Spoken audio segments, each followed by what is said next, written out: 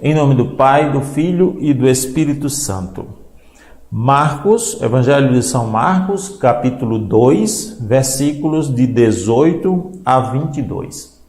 Diz o seguinte: os discípulos de João e os fariseus jejuavam.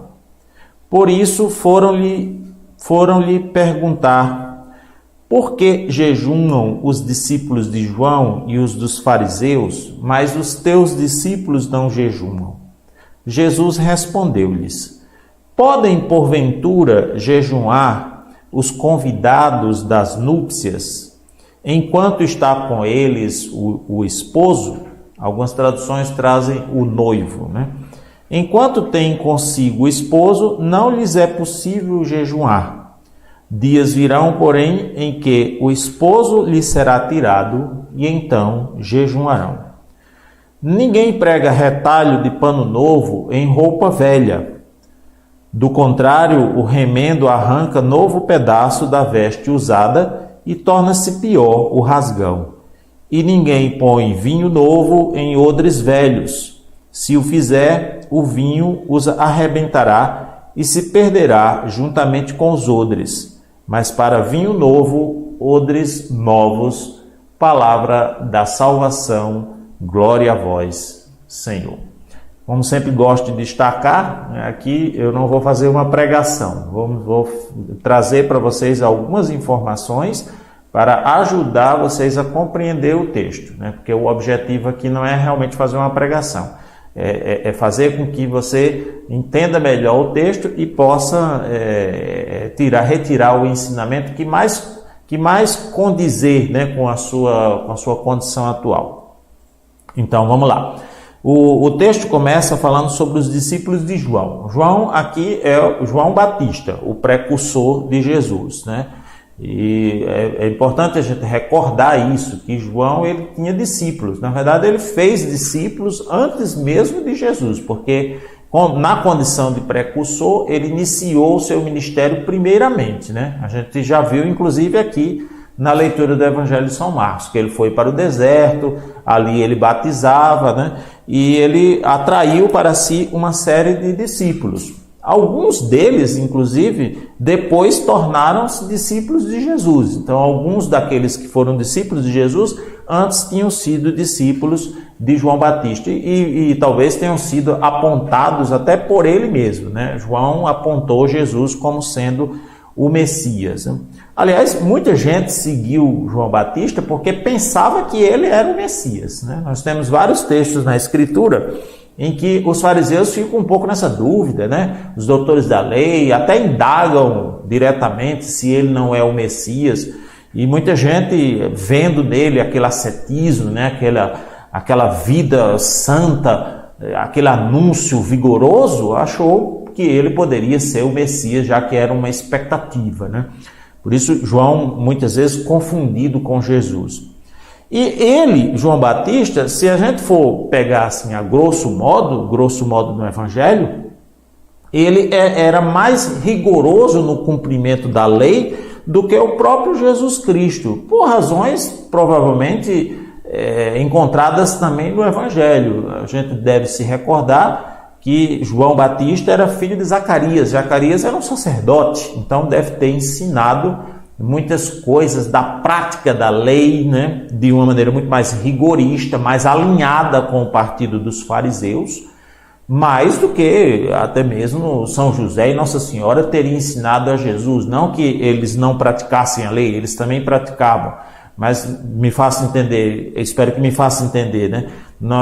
Quando se trata de um sacerdote, o sacerdote ele tem aquele conhecimento muito maior, estava mais alinhado com o partido dos fariseus e, portanto, João ele traz essa característica, ele é mais rigoroso, ele é mais asceta, né?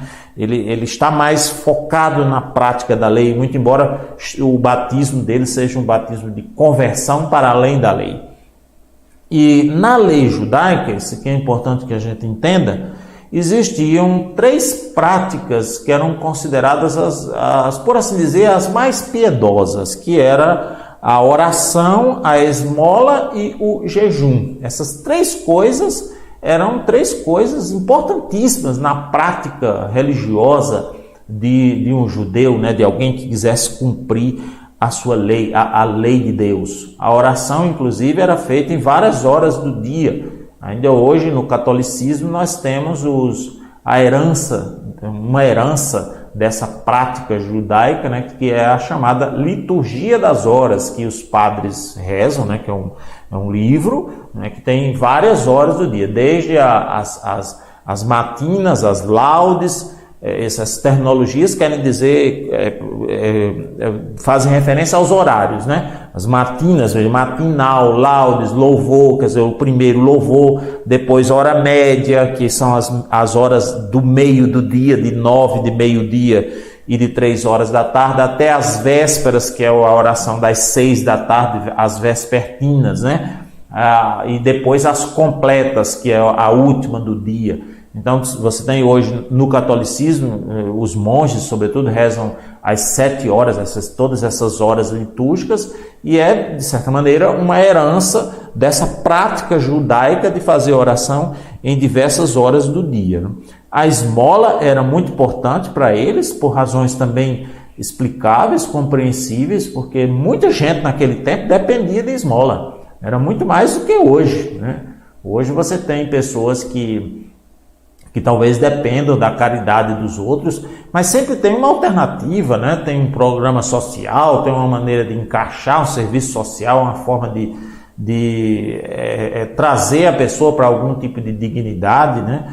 Mas naquela época não, uma pessoa que era, por exemplo, os deficientes físicos, os cegos, os paralíticos, as viúvas, os órfãos, essas pessoas elas dependiam de esmolas, né? Eles não tinham nenhum tipo de condição, nem de brecha no sistema para poder favorecer essas pessoas.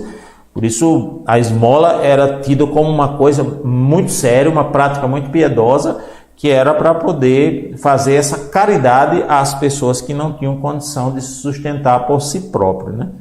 E o jejum também, eles gostavam de fazer jejum. Aliás, em algum momento, o jejum ele serve para aquelas pessoas mais que queriam mais aparecer, né?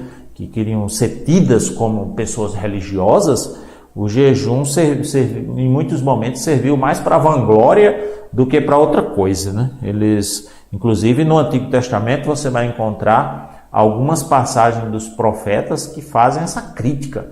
O profeta Isaías, por exemplo, faz uma crítica muito forte quanto a isso. Diz que o verdadeiro jejum é a prática da justiça, é acolher o órfão, a viúva, né?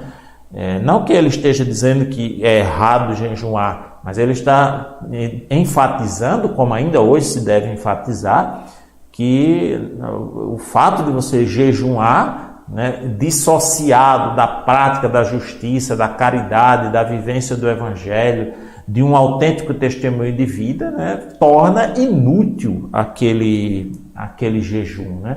Mas enquanto prática em si mesmo, sempre foi uma prática piedosa e louvável, né? Ainda hoje também nós temos essa prática. Vocês notem que essas três coisas, oração, esmola e jejum, são três coisas ainda muito incentivadas no catolicismo, sobretudo no período da quaresma, que é o período penitencial por excelência. Não que a gente deva fazer essas coisas somente na quaresma, mas a quaresma torna-se aquele tempo em que se enfatiza essas três coisas, né, que nós, de certa maneira, herdamos do judaísmo, né? Aí João, diz o Evangelho, João jejuava e os discípulos de João jejuavam também. E os fariseus começaram a observar que Jesus não jejuava, nem Jesus, nem os discípulos, né? E de fato a gente não vê Jesus jejuando muito no Evangelho, a não ser naquele primeiro momento que ele vai para o deserto, né, depois do batismo, que diz que Jesus ficou 40 dias e 40 noites sem comer, né? É só ali que a gente vê Jesus jejuando. O restante do Evangelho, antes e depois da ressurreição, muito ao contrário, a gente vê Jesus mais comendo do que jejuando, né? E aí eles vão questionar, né? Como sempre, já enfatizamos isso aqui, os fariseus que viviam atrás de Jesus para implicar com ele, né? É até curioso, né? Aqui, se você prestar atenção no contexto, né, os fariseus tinham feito uma reclamação de Jesus, tinham questionado os discípulos de Jesus, por que ele comia com os pecadores. Isso está no texto imediatamente anterior. Aí Jesus respondeu bem a eles com aquela frase, né? Não são os sãos que precisam de médico, mas são os enfermos. Eu não vim chamar os justos, mas os pecadores. Mas eles não se convencem. Aí eles arranjam outro pretexto para poder fazer a queixa, né? Fazer a reclamação. Você vê como é que são as coisas, né? Quando uma pessoa está disposta a implicar, né? Quando um grupo de pessoas não aceita, né, uma pregação nova, não aceita Deus, não aceita Jesus, não tem jeito, né? Ele fica arranjando sempre um pretexto para poder desfazer aquele modo de vida que está sendo anunciado por nosso Senhor. E é tão curioso que no começo eles criticam Jesus porque está comendo.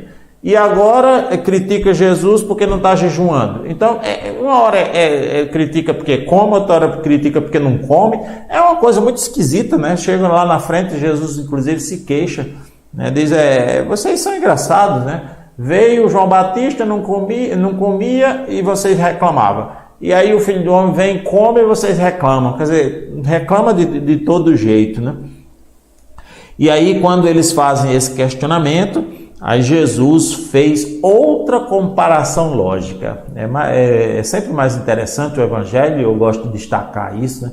Eu gosto de destacar porque eu admiro muito a inteligência de Jesus, né? Como ele consegue ligar, fazer as coisas, raciocinar as coisas rapidamente. E eu sinceramente, eu queria ver a cara desses camaradas, né? Quando eles fazem essas proposições, parece de muita razoabilidade, né? Assim, muito fortes, como se fosse um grande questionamento. E Jesus descaracteriza, desqualifica o argumento deles com colocações extremamente simples, né? Porque aqui o que que Jesus diz? Ele traz outra proposição lógica. Ele diz assim: e porventura pode jejuar os convidados das núpcias enquanto está com eles o esposo? Aqui Jesus estava fazendo referência às festas de casamento do seu tempo, que normalmente duravam 7 dias, essas festas, né? E as festas de casamento, os noivos, eles permaneciam ali junto com seus convidados, né? Depois daquele tempo, aí sim, aí o noivo seguia e as pessoas iam para suas casas.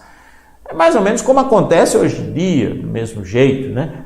Só que naquela época era mais tempo a festa, mas ainda hoje é assim. Seria uma coisa muito estranha, né? A gente ser convidado para uma festa de casamento e chegando lá, enquanto os noivos estão lá, no momento da festa, no momento da recepção, seria muito estranho que a gente ficasse fazendo jejum, né? Não quero comer nada, não quero... Ora, mas se a gente já vai para uma festa de casamento, né, de certa maneira já pensando na comida, né, se bem que não é inteligente ir sem comer, viu? Porque festa de casamento demora demais a sair jantar, demora demais.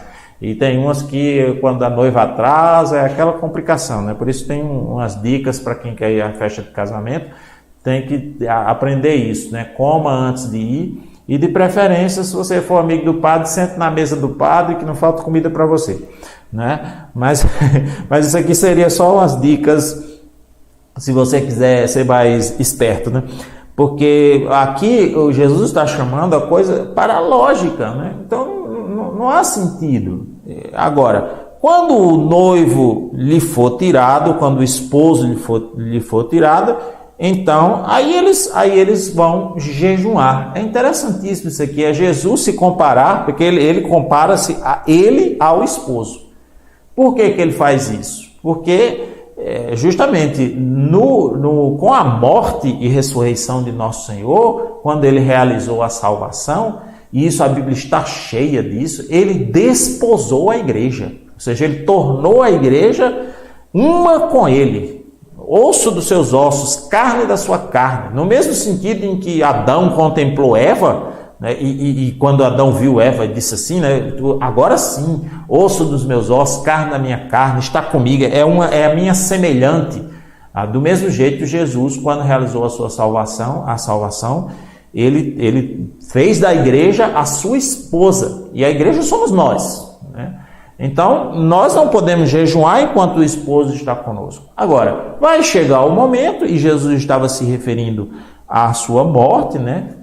O momento em que ele iria, depois de morto, ressuscitado, subir aos céus. Então, de certa maneira, nós estamos hoje sem o esposo. É claro que ele prometeu estar conosco até o final dos tempos através do Espírito Santo. Mas nós perdemos um pouco essa perspectiva das bodas, da festa. Nós estamos militando enquanto aguardamos de novo as núpcias definitivas do Cordeiro. É por isso que o Apocalipse vai ter uma visão, né, das núpcias do Cordeiro, porque o céu é comparado a um banquete nupcial, né? Então Jesus diz, ora, quando eu for, e que aí vocês não tiverem mais essa perspectiva de estar comigo, então aí eles vão jejuar, né? E isso passa para nós uma importante lição, de que nós jejuamos, quando nós jejuamos, não é somente para nós obtermos graças de Deus, né? Ou para treino pessoal, é também para a gente alimentar em nós essa expectativa pela volta de nosso Senhor. É como se a ausência de comida, né? Porque nada como a fome para nos dar a maior sensação de ausência, não é? A gente, quando sente fome, a gente tem aquela sensação de que algo está faltando, né? Então, no fim das contas, a dimensão espiritual disso é a falta de nosso Senhor, que nós vamos nos encontrar com Ele num outro momento, né, quando Ele voltar, para que a gente, então, retome, digamos assim, esse banquete nupcial, né? E aí vem uma colocação final, né? Além de desqualificar o argumento daquelas pessoas, Jesus, o argumento de mostrar que aquele argumento é falso, né? Porque não tem por que eles estarem criticando os discípulos de Jesus porque eles não jejuam, porque eles estão numa festa, eles estão com o noivo, né? Eles estão vivendo essa intimidade à mesa com o noivo, então não faz sentido o jejum. Além de fazer essa desqualificação, mas ele aproveita também para colocar um outro ensinamento, que é outra característica de Jesus interessantíssima que a gente vê no Evangelho, né? Quando alguém interpela Jesus, né, querendo colocá-lo em situação constrangedora, na maioria dos casos ele não só sai dessa situação constrangedora trazendo um argumento que desqualifica seu opositor, mas também ele aproveita para ensinar alguma coisa a mais. Ele não fica só satisfeito, dei uma rasteira do camarada, né, respondi à altura. Não, porque ele não está preocupado só em sair dali como sendo tal. Ele está preocupado em ensinar, inclusive as pessoas que o interpelam. Por isso, Jesus aproveita e faz esse ensinamento. Ninguém prega retalho de pano novo em roupa velha, e ninguém põe vinho novo em odres velhos. Se o fizer, o vinho os arrebentará e se perderá juntamente com os odres, né? Que são duas comparações também do cotidiano do povo judeu. Toda mulher ou toda pessoa que costurasse, né, sabia que não dava certo botar um pedaço de roupa nova para costurar uma roupa velha. Procurava-se um tecido velho, porque senão o rasgão aumentava, né? O mesmo procedimento era adotado em relação ao vinho, porque os odres eram recipientes feitos de pele de animal, geralmente de cabra, né? Cabra, que era um animal muito criado naquela época, naquelas regiões desérticas. Cabia ali entre 3 e 5 litros, utilizado não somente para colocar vinho, mas eles usavam também para carregar leite, para carregar azeite, várias coisas, às vezes até queijo usava aqueles odres para carregar, né? E como ele era feito de couro curtido, né, muitas vezes o uso dele no sol ia ressecando aquele couro, né? O couro ficava meio ressequido e aí às vezes até rasgava um pouquinho. E a comparação era a coisa que Jesus está dizendo era lógica para eles. Se eles colocassem vinho novo num recipiente daquele já velho, lógico, o vinho novo ele não está ainda completamente fermentado. Ele vai fermentar e quando ele fermentar, ele vai aumentar o volume. O odre velho não consegue se dilatar mais. Aí estoura e perde-se tudo, né? Não consegue sustentar. Por isso eles sempre colocavam vinho novo em odres novos, porque na medida em que o vinho se fermentava, o vasilhame de couro também se dilatava. E isso tem dois sentidos. Tem o sentido contextual e o sentido atual, geral. O sentido contextual é o quê? Jesus está dizendo a eles que a doutrina de Jesus não vai dar certo. É como se Jesus estivesse dizendo assim: a minha doutrina não vai dar certo com essa cabeça de vocês. Ou seja, a mentalidade de vocês é velha. Ela não consegue absorver a novidade que eu vim trazer. O meu ensinamento novo, ele não cabe dentro dos limites desse legalismo que vocês aprenderam, né, que vocês exercitam na lei. Isso era o que Jesus estava querendo dizer diretamente aos seus interlocutores. Mas a palavra, ela não só serve para aquele tempo, ela serve também para nós, o seu sentido geral, o seu sentido atual, né? E aí o sentido que é também assemelhado à mesma coisa, né? Jesus está dizendo que nós temos que mudar a nossa mentalidade para acolher a palavra de Deus. De fato, ainda hoje, muitas pessoas não conseguem assimilar, né, aceitar o ensinamento de Jesus, porque a sua mentalidade é velha, a sua mentalidade é mundana, sua mentalidade não é flexível, não é? Às vezes são pessoas rigoristas que têm coisas na cabeça que não estão dispostos a colocar em xeque, né? Que tem opiniões, às vezes, fruto do seu próprio orgulho. Tem gente que é opinioso, orgulhoso, uma vez que disse uma coisa, não quer abrir mão mais de nada, né? Acha-se, às vezes, até superior à própria palavra de Deus. Então, Jesus está alertando a cada um de nós, a todos nós, que nós temos que mudar a nossa mentalidade se nós quisermos receber adequadamente a palavra dele. Inclusive, dizendo outra coisa importante, que não há como conciliar, né? Então você não pode querer também conciliar a palavra de Deus com uma mentalidade velha. Se fizer essa misturada, né, no fim nem a palavra de Deus nem sua mentalidade velha fica, né? Vai ficar a coisa confusa e vai estourar tudo, como está dito na metáfora que Jesus se utiliza, né? Então pensemos nisso hoje vamos pensar nisso hoje como nosso rema comunitário, né?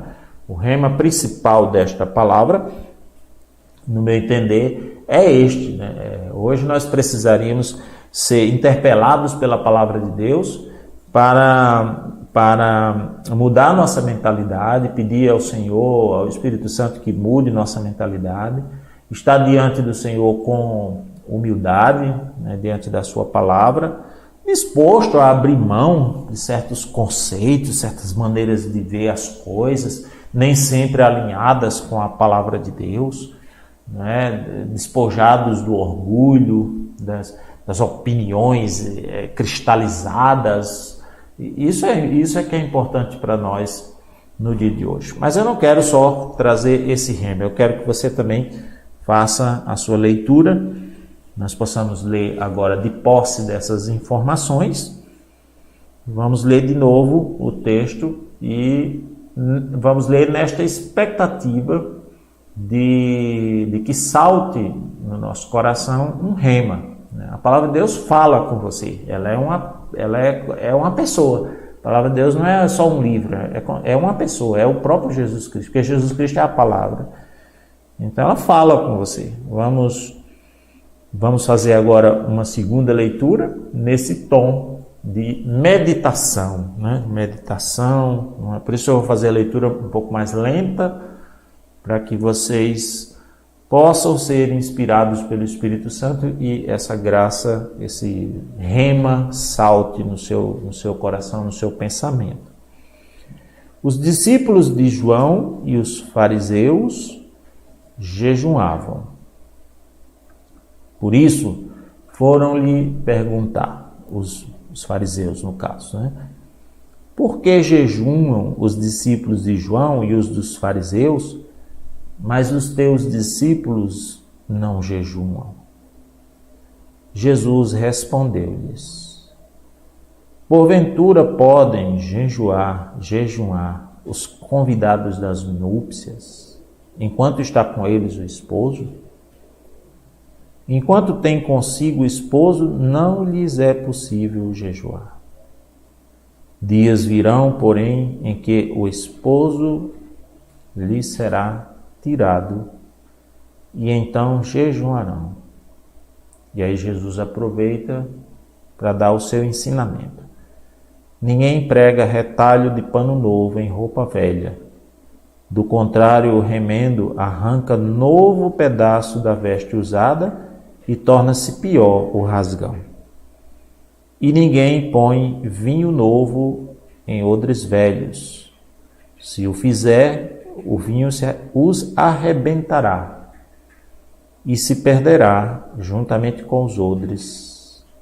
Mas para vinho novo, odres novos. Veja, uma palavra saltou o seu coração. Certamente uma palavra saltou o seu coração, né? E é justamente com estas palavras, ou esta palavra, né, que nós oramos. É sempre assim, viu? Você, ao saltar aquela palavra, alguma coisa que te chama a atenção, é com ela que você fixa agora seu pensamento neste versículo, nesta moção que te saltou.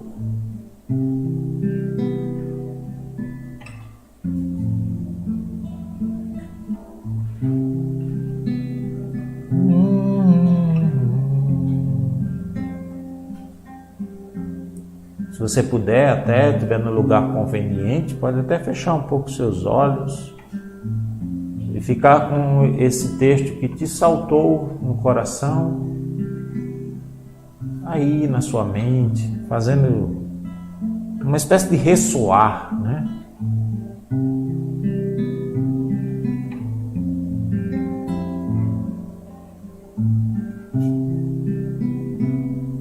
Ninguém prega retalho de pano novo em roupa velha.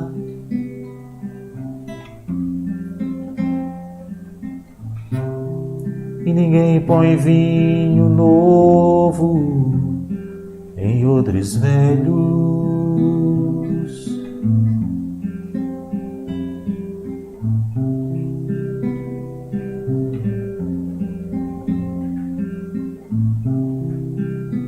Ninguém pode jejuar enquanto o esposo está com eles.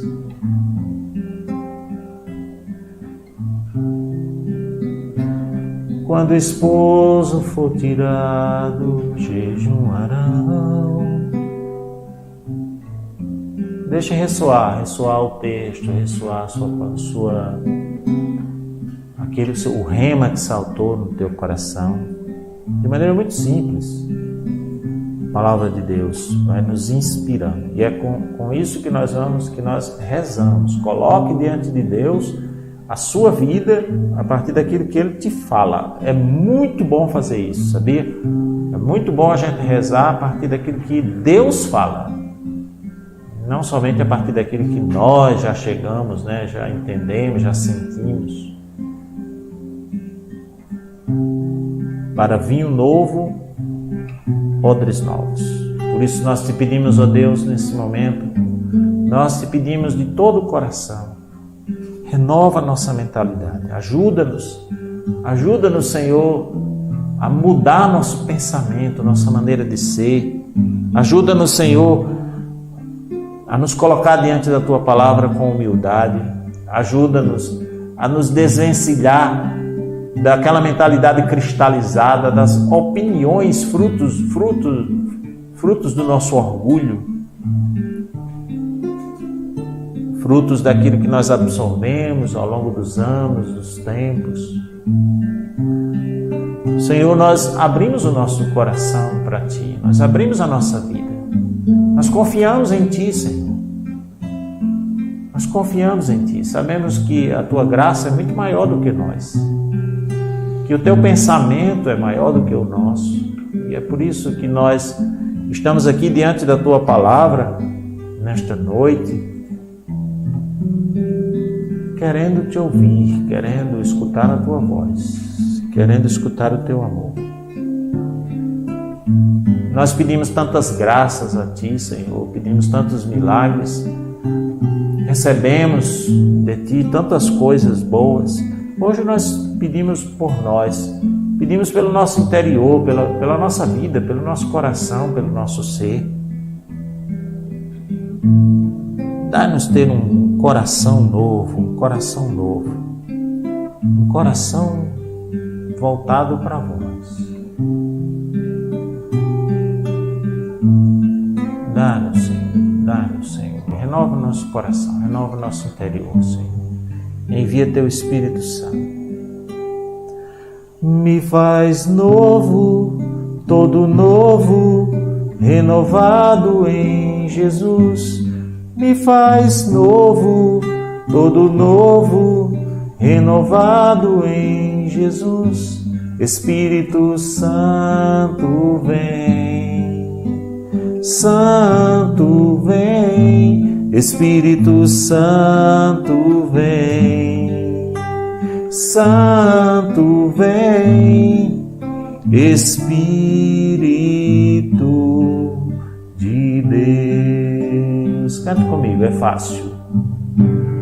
Me faz novo, todo novo, renovado em Jesus. E me faz novo, todo novo, renovado em Jesus. Espírito Santo vem, Santo vem, Espírito Santo vem, Santo vem, Espírito de Deus,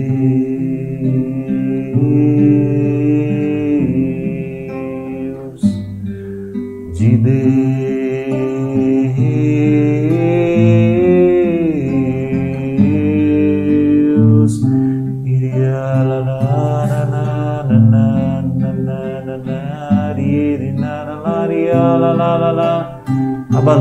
Abandone-se nele, abandone seu coração, sua vida.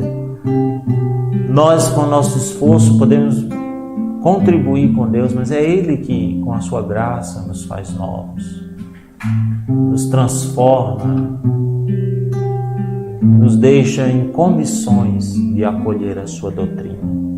Senhor, que a nossa mentalidade não seja empecilho para o vosso ensinamento.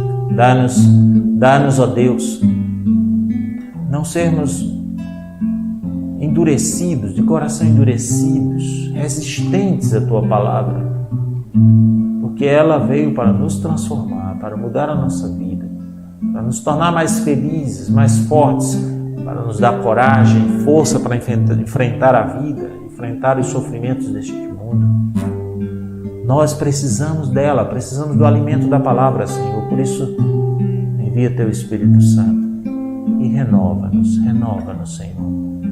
Renova-nos, Senhor. Porque tudo que há dentro de mim precisa ser mudado, Senhor. porque tudo que há dentro do meu coração precisa mais de ti. Diga comigo, porque tudo que há dentro de mim precisa ser mudado, Senhor, porque tudo que há dentro do meu coração precisa mais de ti. Vamos dizer, preciso mais de ti, mais de ti. Eu preciso mais de ti. Admitindo isso, preciso mais de ti, preciso mais de ti. Para ser mudado, Senhor, preciso mais de ti. Para ser curado, Senhor, preciso mais de ti. Para mudar minha mentalidade, Senhor, preciso mais de ti. Preciso mais de ti. Para deixar o pecado, especialmente o orgulho, preciso mais de ti.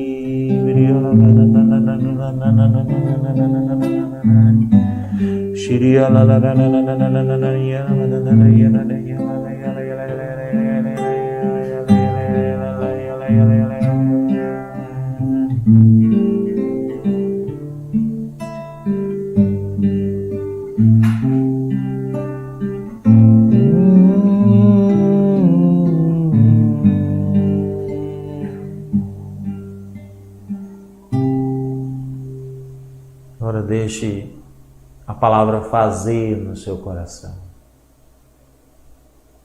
Se você estiver no lugar propício para isso, apenas silencie em respeito, em reverência à palavra de Deus. É ela que realiza dentro de você essa graça. Ela não veio somente para lhe cobrar, para lhe ensinar, mas ela veio também para lhe transformar, mudar o seu coração. Então, um instante de silêncio, de reverência a esta palavra que acabou de fazer, pela fé, uma obra na nossa vida.